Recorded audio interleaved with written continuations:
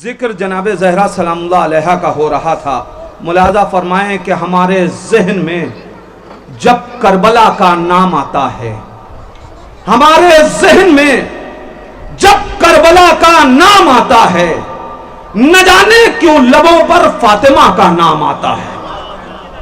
ہمارے ذہن میں جب کربلا کا نام آتا ہے، نہ جانے کیوں لبوں پر فاطمہ کا نام آتا ہے۔ ذرا سوچو کہ پھر مشکل کشائی اس کی کیا ہوگی۔ ذرا سوچو کہ پھر مشکل کشائی اس کی کیا ہوگی۔ علی کے لب پہ جس مشکل کشا کا نام آتا ہے، ذرا سوچو کہ پھر مشکل کشائی اس کی کیا ہوگی۔ علی کے لب پہ جس مشکل کشا کا نام آتا ہے، اور اب آپ کا سکوت ٹوٹے گا۔ شعر ملاحظہ فرمائیں کہ در زہرا کے مجرم کو چھپائے لاکھ تاریخیں، در زہرا کے مجرم کو چھپائے لاکھ تاریخیں، مگر اس قوم کو اس بے حیا کا نام آتا۔ در زہرا کے مجرم کو چھپائے لاکھ تاریخیں، مگر اس قوم کو اس بے حیا کا نام آتا ہے۔ اور سر میدان علی مرتضیٰ سے لڑنے والوں میں، سر میدان علی مرتضیٰ سے لڑنے والوں میں لے سکتا نہیں، ایک صاحبہ کا نام آتا ہے۔ سر میدان علی مرتضیٰ سے لڑنے والوں میں لے سکتا نہیں، ایک صاحبہ کا نام آتا ہے۔ میں لے سکتا نہیں، ایک صاحبہ کا نام آتا ہے۔ حضرات الحمدللہ یہ جشن اپنی سابقہ روایتوں کے ساتھ رواں دواں ہے۔ حضرات یہ جشن اس وقت گراف ایجنسی پہ لائیو یوٹیوب کے ذریعے سے جاری و ساری ہے۔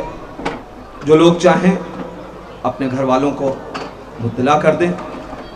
آئیے حضرات اب ہم اس جشن کی صدارتی تقریر کے لیے گزارش کر رہے ہیں سرکار شمیع الملت حجت الاسلام والمسلمین عالی جناب مولانا سید شمیع الحسن صاحب قبلہ عمید جامع جوادیہ بنارس سے وہ تشریف لائیں۔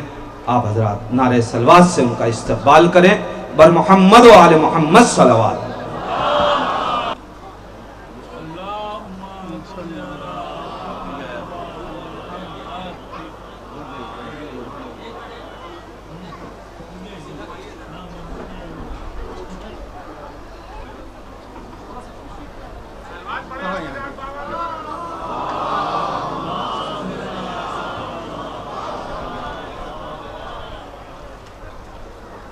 اعوذ باللہ من الشیطان اللعین الرجیم۔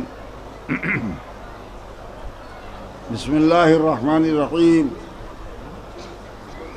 الحمد والصلاة والسلام واللعن للأہل ولکل اہل۔ قال رسول اللہ صلی اللہ علیہ وآلہ وسلم احب اللہ من احب حسینہ۔ ایک صلوات پڑھیے محمد اور آل محمد پر۔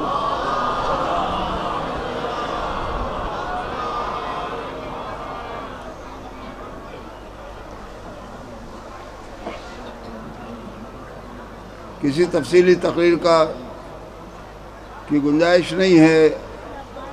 شورا کرام تشریف فرما ہیں، ان سے محظوظ ہونا ہے ہم سب کو۔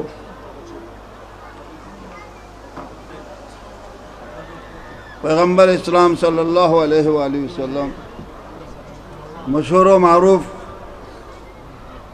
حدیث مبارک کا ایک ٹکڑا میں نے آپ کے سامنے پیش کیا ہے، جس میں مرسل اعظم نے دعا کی شکل میں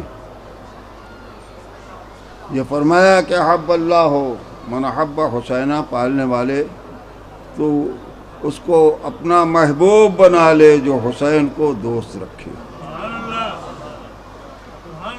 یہ سب حسین کے چاہنے والے،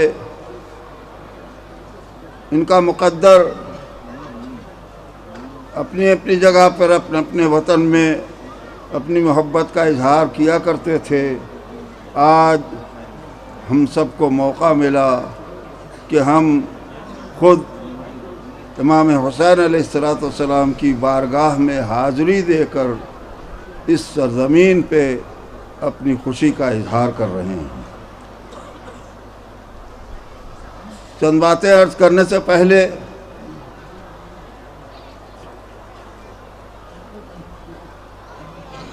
امام کی پیدائش کے جشن میں ایک تحفہ، ایک ہدیہ پیش کرتے ہوئے میں یہ سارے چاہنے والوں سے خطاب کرنا چاہتا ہوں اور بتانا چاہتا ہوں کہ ہماری نمازیں جو بنیاد ہیں معرفت کی، توحید کی، آخرت کی اور دنیا کی، ان نمازوں کا آغاز، اس کی ابتدا بھی امام حسین کی یاد سے ہوتی ہے۔ چاہنے والوں سنو، اور ہماری اس عبادت کی انتہا بھی امام حسین کی یاد سے وابستہ ہے۔ پیدائش کا جشن ہے، اس کی مناسبت سے دو جملے کہہ رہا ہوں عزیزو۔ تشہد، سلام، درود، اس میں سارے معصومین شریک ہیں۔ مخصوص امام حسین کے لیے میں ذکر کر رہا ہوں کہ ہماری نمازوں کی ابتدا ہوتی ہے یاد حسین سے، شاید ہم اس کی طرف متوجہ نہیں ہیں، اور ہمارے اس نماز کی انتہا بھی ہوتی ہے امام حسین کی یاد پر۔ عمل ہے مگر تاریخ پیش نظر نہیں ہے، لہذا وہ لذت نہیں ملتی، عمل کرتے ہیں۔ وہ کیا ہے؟ ہر نماز میں آغاز میں 7 تکبیریں ہیں، ایک تکبیرۃ الاحرام جو واجب ہے اور 6 تکبیریں سنت ہیں۔ ہر عملیے میں یہ اور بات ہے کہ ہم صرف واجب پر اکتفا کرتے ہیں اور ان 6 تکبیروں پہ عمل نہیں کرتے، لیکن اس کی تاریخ یہ ہے کہ امام حسین علیہ السلام کمسنی میں نانا کے ساتھ نماز پڑھ رہے تھے، اور دستور کیا ہے؟ امام پہلے تکبیر کہتا ہے، اس کے بعد ماموم تکبیر کہتا ہے۔ پیغمبر نے تکبیر کہی، امام حسین نے تکبیر کو دہرایا۔ امام حسین کی تکبیر پیغمبر کو اتنی پسند آئی، یا جو بھی کہیے کہ پیغمبر نے امام حسین کی تکبیر کو دہرایا، اور جب پیغمبر کی تکبیر کو امام نے دہرایا، امام کی تکبیر کو پیغمبر نے دہرایا، تو پھر پیروی میں، اتباع میں امام حسین نے دہرایا، اور یہ سلسلہ چلتا رہا عزیزو، سلسلہ چلتا رہا، یہاں تک کہ جب 7ویں تکبیر امام حسین کہہ چکے تو پیغمبر نے نماز شروع کی۔ اب سمجھے، یہ 6 تکبیریں جو سنت ہیں وہ ہمارے امام حسین علیہ السلام کی یادگاریں ہیں، یادگار ہے، اور ان کی دی ہوئی ہے، جس کو نبی نے دوہرا کے سنت بنا دیا۔ اس پر عمل کیجئے گا تو یادگار بھی ہے اور سنت بھی ہے، ثواب بھی ہے۔ تو ہماری ابتدا، نماز کی ابتدا امام حسین کی یاد سے ہوتی ہے، اور ہماری نماز ختم بھی ہوتی ہے۔ چونکہ ولادت کا جشن ہے اس لیے میں نے چھیڑی ہے بات کہ ہماری نماز ختم بھی ہوتی ہے تو امام حسین کی یاد پر عمل ہم سب کا ہے۔ نماز سلام پہ جب تمام ہوئی تو ہم 3 مرتبہ کہتے ہیں اللہ اکبر، اللہ اکبر، اللہ اکبر۔ دوسرے نہیں کہتے، یہ عمل ہمارے یہاں رائج ہے کہ سلام کے بعد ہم 3 تکبیریں کہا کرتے ہیں، لیکن تاریخ معلوم ہو جائے تو لذت ملے گی کہنے میں میرے عزیزو۔ شیخ عباس قمی علیہ الرحمہ نے لکھا ہے روض البہیہ میں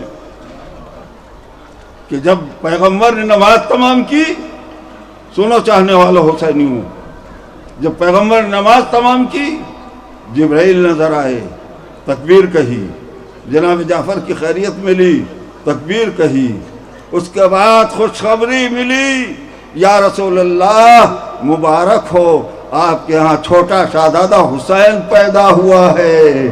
پیدائش امام حسین کی خبر سن کر تیسری تکبیر پیغمبر نے کہی، ہماری نماز شروع ہوتی ہے حسین کی یاد سے، ہماری نماز ختم ہوتی ہے امام حسین کی یاد پر۔ مل کر کے ایک صلوات پڑھ لیجئے برکت کے لیے۔ یہ ایک یادگار کے طور پر میں نے تاریخ دہرائی ہے۔ عزیزو، کیوں نہ ہو امام حسین علیہ السلام کی عظمت و شخصیت کو ہم نے پہچانا کہاں ہے؟ پہچانا تو اس حد تک نہیں پہچانا جتنا پہچاننا چاہیے۔ مختصر یہ ہے کہ ہم تو یہی سمجھتے ہیں کہ امام حسین علیہ السلام نے اتنی بڑی قربانی دے کر دین بچایا ہے، اسلام بچایا ہے، لیکن اگر قرآن کو پیش نظر رکھا جائے تو میں نے پہلے بھی کہا ہے، آج پھر دہراتا ہوں چاہنے والوں، کہ خالی ایک صلوات پڑھیے محمد اور آل محمد پر۔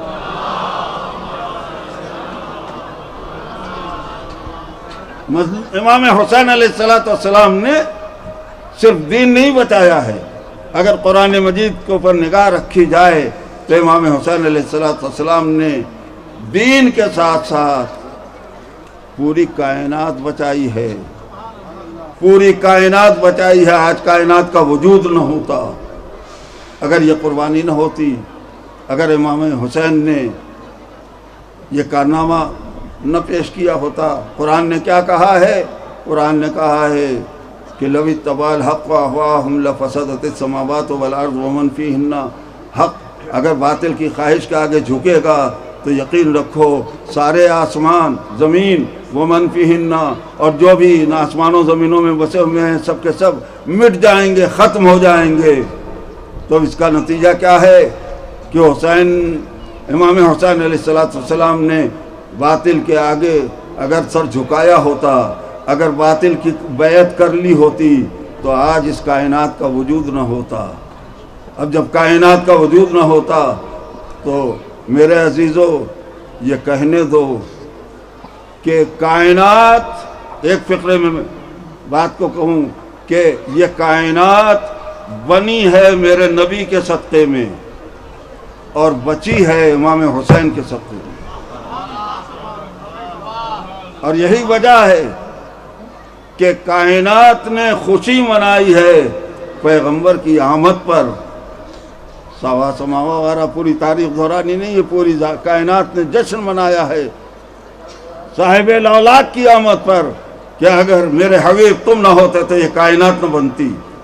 لیکن چونکہ کائنات بچی ہے امام حسین کی قربانی پر، لہذا پوری کائنات نے غم منایا ہے امام حسین کا، اور کسی معصوم کا غم نہیں منایا ہے۔ یہ نہ سمجھیے گا کہ حسین کا مرتبہ بڑھ گیا، نبی سے، علی سے، معصومین سے نہیں، سب عظمتوں کا مالک ہیں، لیکن اسے کیا کیجیے گا کہ قرآن کے خبر کے مطابق امام حسین علیہ السلام نے اتنی بڑی قربانی دے کر اس پوری کائنات کو بچایا ہے۔ تو اب جس کی قربانی کے صدقے میں کائنات بچی ہے وہ کائنات اسی کا غم بھی مناتی ہے، لہذا آج ہر ایک ذرہ کائنات کا آواز دے رہا ہے انا من الحسین۔ چاند کہے گا انا من الحسین، ستارے کہیں گے انا من الحسین، زمین کہے گی انا من الحسین، دریا کہیں گے انا من الحسین، پہاڑ کہیں گے انا من الحسین، کائنات کا ہر ذرہ آواز دے گا انا من الحسین۔ تو یہ ہم چاہنے والے کیوں نہ نعرہ لگائیں، انا من الحسین، لبیک یا حسین۔ عزیزان محترم، بات کو تمام کرنا ہے، مجھے زیادہ طویل گفتگو نہیں کرنی ہے، بس اتنی سی بات جب آ گئی کہ اس کائنات کو بچایا ہے تو اس پر بھی غور کرنے کی ضرورت ہے کہ آخر تو ہمارے عقیدے میں ہے کہ ایک دن اس کائنات کو مٹنا ہے، قیامت کا عقیدہ ہے کہ نہیں ہمارا؟ تو میری سمجھ میں نہیں آتا کہ اس کائنات کو بچانے کے لیے اتنی بڑی قربانی امام نے کیوں دی ہے۔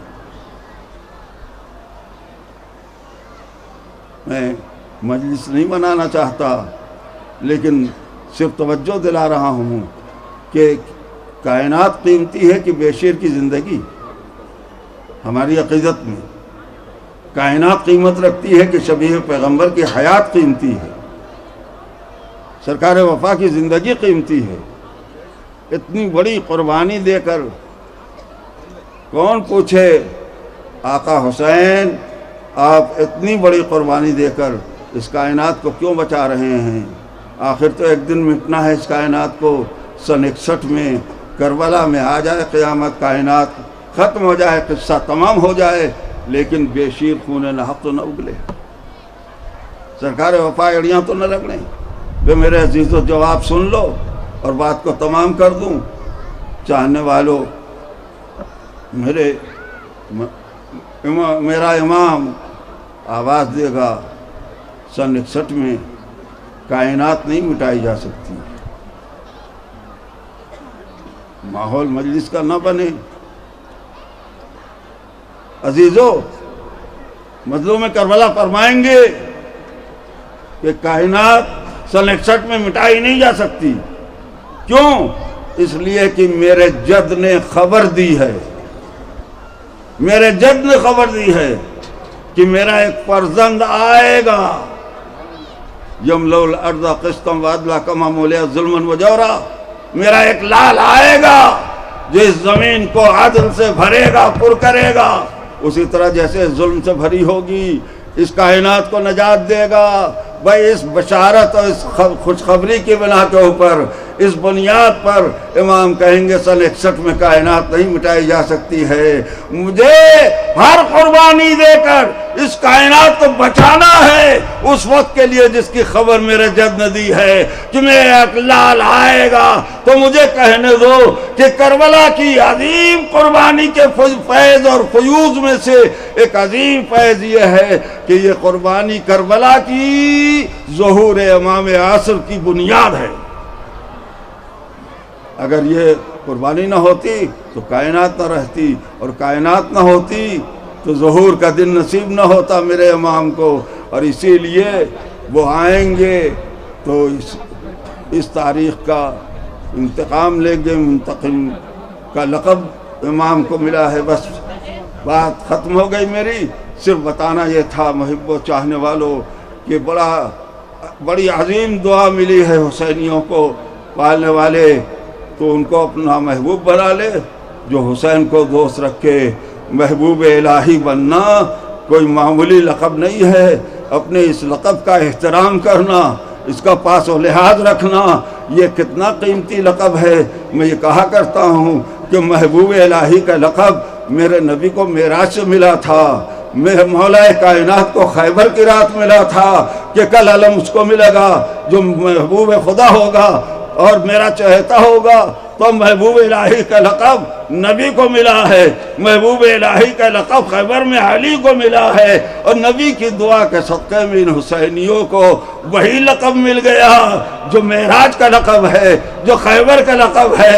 احب اللہ من احب حسینا، پالنے والے تو اس کو اپنا محبوب بنا لے جو حسین کو دوست رکھے۔ لہذا تم کو جب اتنا بڑا مرتبہ ملا ہے تو اس کا پاس و لحاظ بھی رکھنا، محبوبیت کی لاج بھی رکھنا۔ محبوب الہی کبھی آپس میں لڑتا نہیں، محبوب الہی کبھی کسی کا دل ستائے گا نہیں، محبوب الہی کبھی گناہ کی طرف قدم بڑھائے گا نہیں۔ تم سب کے سب محبوب الہی ہو، لہذا اسی وقت سے، اسی جشن سے طے کر کے اٹھو کہ آج کے بعد ہمارا کوئی قدم گناہ کی طرف نہیں اٹھے گا، اس لیے کہ ہم کو اتنا بڑا لقب اور عہدہ اور شرف ملا ہے، ہم محبوب الہی ہیں۔ وآخر دعوانا ان الحمد للہ رب العالمین۔